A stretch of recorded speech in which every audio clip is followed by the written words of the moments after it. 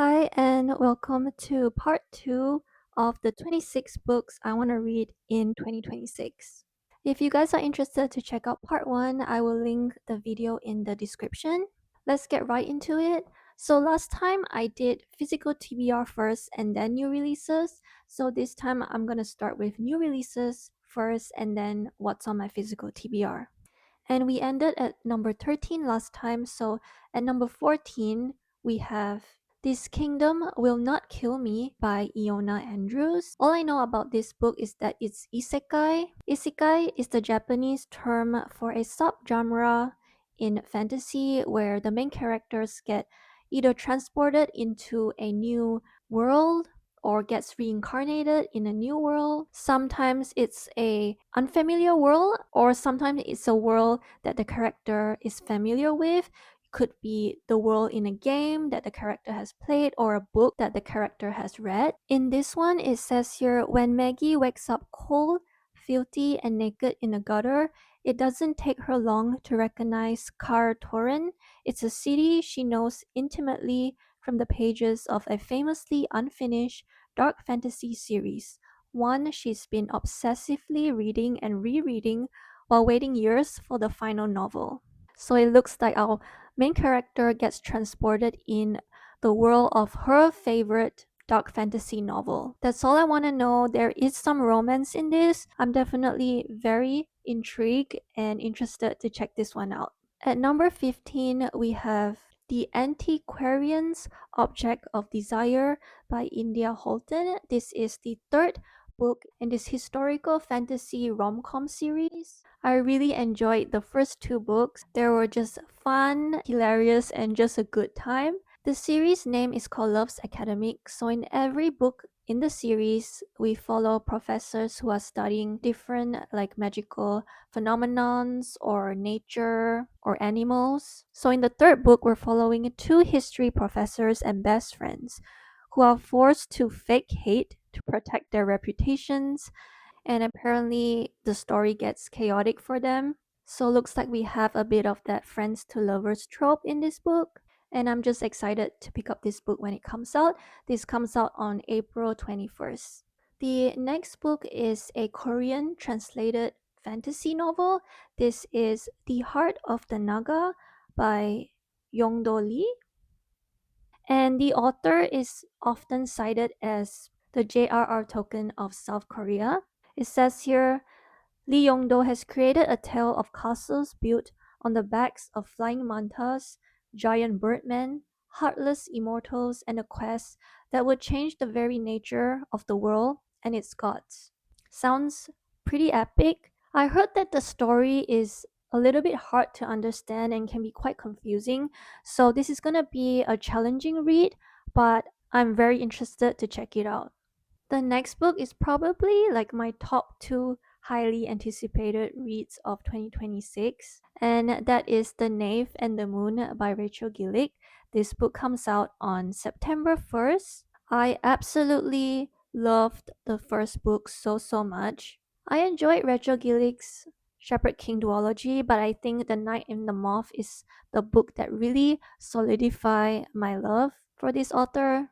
In this book, our main character and a couple of other girls grew up in the cathedral. They are diviners, so a lot of people would come to the cathedral to get their futures told to them by these diviners. However, the diviners start to disappear one by one, and our main character wants to find out what is happening to her fellow sisters. She gets help from a very skeptical knight, and they and some other characters go on this adventure together to discover what happened to her fellow sisters, and so much more things happen. She learns more about herself and about the world. The first book ends on a big cliffhanger, so I'm very excited to jump into the second book. So I said that The Knave and the Moon is my top two highly anticipated release.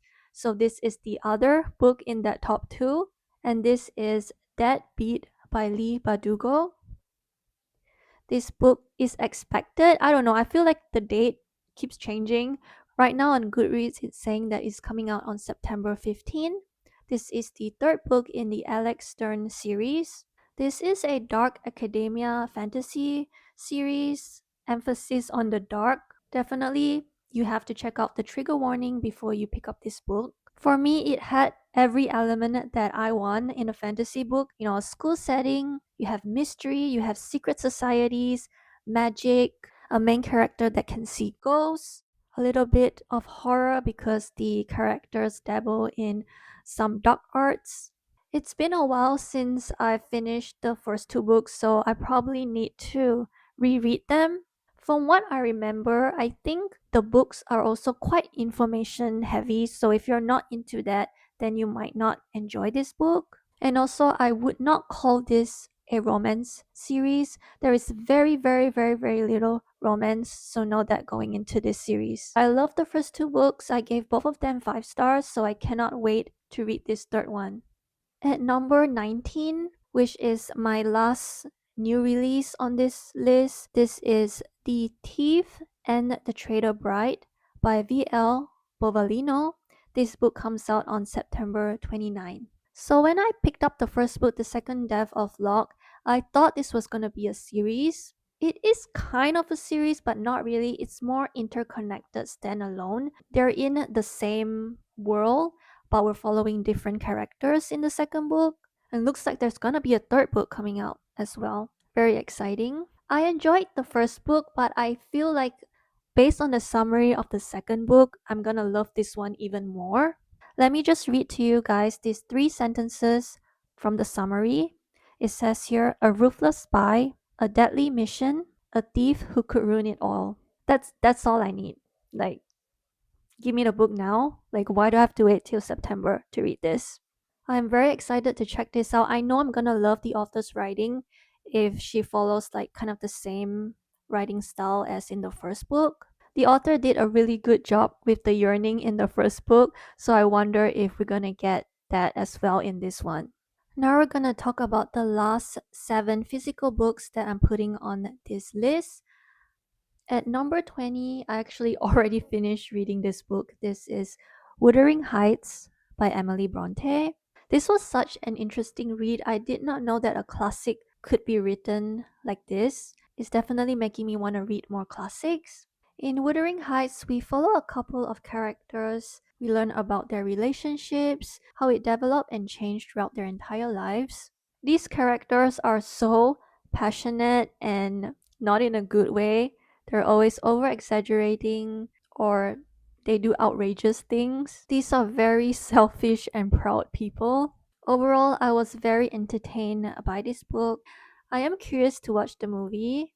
I can already tell based on the little clips that I see that it's gonna be very different from what actually happens in this book, but I am interested to check it out. Moving on to the next physical book is Never Let Me Go by Kazuo Ishiguro. I read Clara and the Sun by this author last year, and it was a very, very interesting read. That book was kind of divided into, I think, 3 or 4 parts. For me, like part 2 in that book was like a 5 star. It was just so well written, but the rest of the book was a little bit underwhelming. However, I do think this book is the author's like most famous work, so I'm very excited to check this out. I don't know what this is about, but I think it's a little bit like sci-fi or speculative fiction, kind of like Clara in the Sun. I want to diversify my reading a little bit more this year, so I think this would be a good book to add in this list since most of the books are fantasy. The next book is Kafka on the Shore by Haruki Murakami. I have read his collection of short stories, I think maybe a year ago. And his stories, they're like characters doing like mundane things, like everyday life, but there is an element of magical realism added as well. And the way he writes some of the stories, some of them are kind of creepy and they stay with me. Like I would be like doing laundry or washing the dishes and one of the stories would just like pop up in my head and creep me out. It's making me curious to want to read more by Murakami, so I decide to pick Kafka on the Shore next. It says here in Kafka on the Shore, we meet a teenage boy, Kafka Tamura, who is on the run, and Nakata, an aging simpleton who is drawn to Kafka for reasons that he cannot fathom. Acclaimed author Haruki Murakami enfolds readers in a world where cats talk, fish fall from the sky, and spirits slip out of their bodies to make love or commit murder in what is truly a remarkable journey. Okay, now I'm kind of scared to read this, but also curious. Okay, going back to fantasies now, the next book on this list is Where the Dog Stands Still by A.B. Poranek. First of all, look at this cover. It's just so gorgeous. I don't remember what this book is about, but I remember being very interested. It looks like our main character makes a bargain with a demon that lives in the woods. It sounds like a dark fairy tale kind of book, which I do always enjoy. I can't get over how beautiful this cover is. Very excited to check this one out. The next book is an epic fantasy. This is The Grace of Kings by Ken Liu. I bought this maybe a few years ago because I heard Patrick Leo talk about this, and recently I heard this book being mentioned again by Chris and Maddie. So now it's making me pumped up to start this series. The summary is so wordy. There's so many words, I don't even want to read it. I think I'm just gonna jump into this blind. The next book is the third and last book of a trilogy. This is The Assassin's Quest by Robin Hobb. This is the third book in the Farseer trilogy. In this series, we follow a young boy named Fitz. He is the illegitimate child of one of the prince of the kingdom. This is a very slow pace, a little bit like slice of life story, but the writing in this is so beautiful. I really would like to finish this book this year so that I can continue with Robin's Hobb other series. I might be wrong, but I think her other series would be a little bit more fast paced and action packed. And I wonder if I would love her other series even more because I already love her writing style. Combine that with a more fast paced epic story, I think I would absolutely love her even more. And we're finally at number 26, the last book on this list. And the book is The Dark Forest by Cixin Liu. This is the second book in a science fiction series. I think the series is called Remembrance of Earth's Past. I had no expectations when I went into the first book and it blew me away. Like, I went into it not knowing what the book is about, and the journey was amazing. I read it in one day, very, very unexpected, and I immediately jumped into the second book. And unfortunately, my brain said, no, no, no, you have to stop. I felt like I was reading a textbook, but I really loved the first book, so I want to try and tackle the second book again. I don't even know how to explain what this series is about. I really think that you need to go into it blind and just discover for yourself. If you read the summary, it spoils this book. I'm looking at the summary on Goodreads of the first book, and it would totally spoil your experience if you read it. So just don't read the summary, just know it's science fiction and just go into it blind. I know this series has been adapted into a TV show. I have not watched the TV show yet. I think maybe I might watch it before I get into the second book just to refresh my mind about what happened in the first book. And we have come to the end of this video. Those are the remaining 13 books that are on my 26 books that I want to read in 2026 list. So far, I have read 4 out of the 26 books, so not bad.